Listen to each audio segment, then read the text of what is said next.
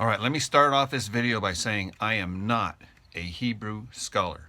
I am not Jewish.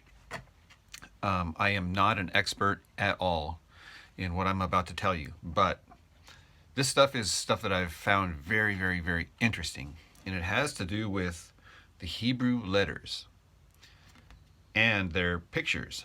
Okay, so I'm going to start off just by reciting the Hebrew alphabet according to this little chart here. So, like I said, I'm not an expert at all. I'm going to butcher every one of these letters. So,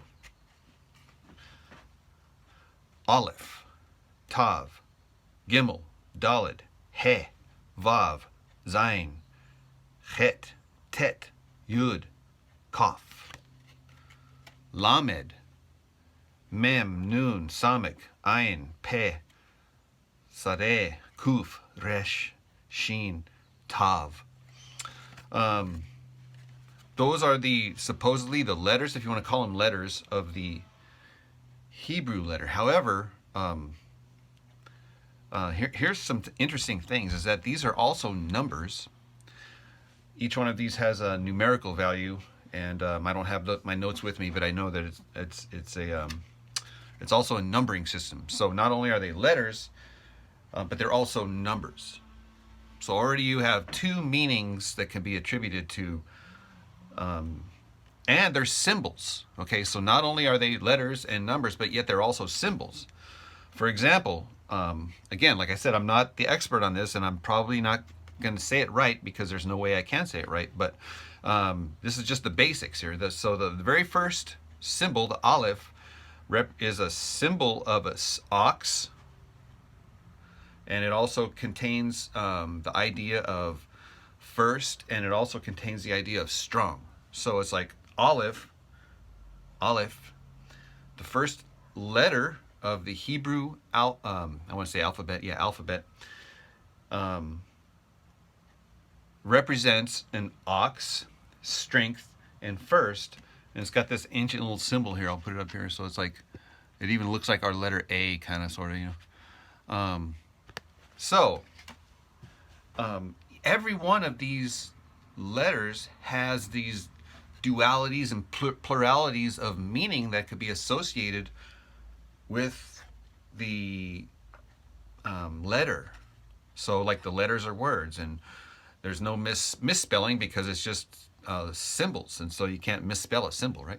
So anyhow, like I said, I'm just scratching the surface. There's a lot of interesting things that that these word pictures contained in the words mean, and I'll just give you a few of them. I'll just give you just a few examples. And again, this is just the stuff that I find interesting. Okay, interesting.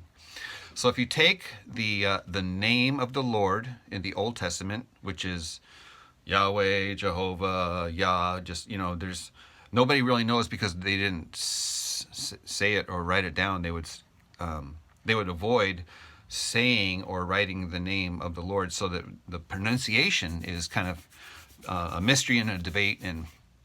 But here, if you look at those letters symbolically, it's Yud He Vav He, Yud He Vav He. So the Yud, according to this here, is a nail, a hook, something that is secure. So, no, I'm sorry, I take it back. That's the Vav. The Yud. Okay, so it starts off Yud He Vav He. Sorry, I got ahead of myself. Yud is hand. I'm not making this up here. Here's the Yud, and it kind of represents a hand. It even looks like the symbol even kind of looks like a hand, whatever. So Yud, the first letter of the name of the Lord, is hand. Yud, and then the next one is He. Here's this guy here, He. You recognize that, right? Yod He, and that just means to behold or to reveal. So hand, reveal. Yod, nail, reveal. All right, so come on, who's got the hand and the nail, or the nail in the hand? Okay, it says, you know what I'm saying? So it's like all of these things that are hints that this key opens the door. Okay, so that was one of them, and I'll leave you with one more. very, very, very interesting thing that you see kind of pop out in the, if you look at it through the lens of the Hebrew letters again. So, and that is in the very first sentence in the Bible. In the beginning, God created the heavens and the earth. If you look at those texts in the original, you'll see an invisible word. And that invisible word is 2 letters. The first letter of the Hebrew alphabet and the last letter of the Hebrew alphabet, the Aleph and the Tav. And the Tav, right? The Tav, the last letter of the Hebrew alphabet, means a sign. And it also means a cross or a, I guess in it because it even looks like a T, kind of sort of, right? If you tilt it, whatever. So, Aleph Tav. Yeah, there is much to be said about that. Jesus even referred to himself as the Alpha and the Omega. And if Jesus would have spoken Hebrew, right, then he would be referring to himself as the first letter of the Hebrew alphabet and the last letter of the Hebrew alphabet, the Aleph and the Tav. You know, and to add to that, you know, Jesus even says of himself. No, he didn't say of himself. The Bible says of Jesus is that he was the Word. So the Logos, you know, what is the Logos? Is it the words? Is it the letters that make up the words? Is it all of the above? You know what I'm saying? So anyhow, like I said, I'm finding this stuff to be very, very, very interesting, eye-opening for sure.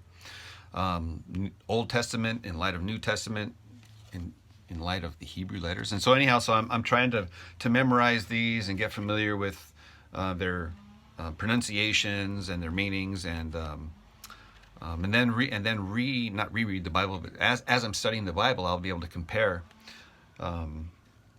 English and what words, because there's words that simply cannot be translated into English language, because in the original, the meanings and the depth and the dimensions of the words in the original language lose the translation, obviously. So anyhow, I'm going to keep studying this here. But anyhow, so where can you find one of these? I don't know. This is I'm not recommending these people because I don't even know who these people are, to be honest with you. But this is where you could get one of these little tracks, I'm guessing. But anyhow, isn't that interesting? I'm finding it very interesting. So anyhow, I hope you find it interesting. Let me know what you think.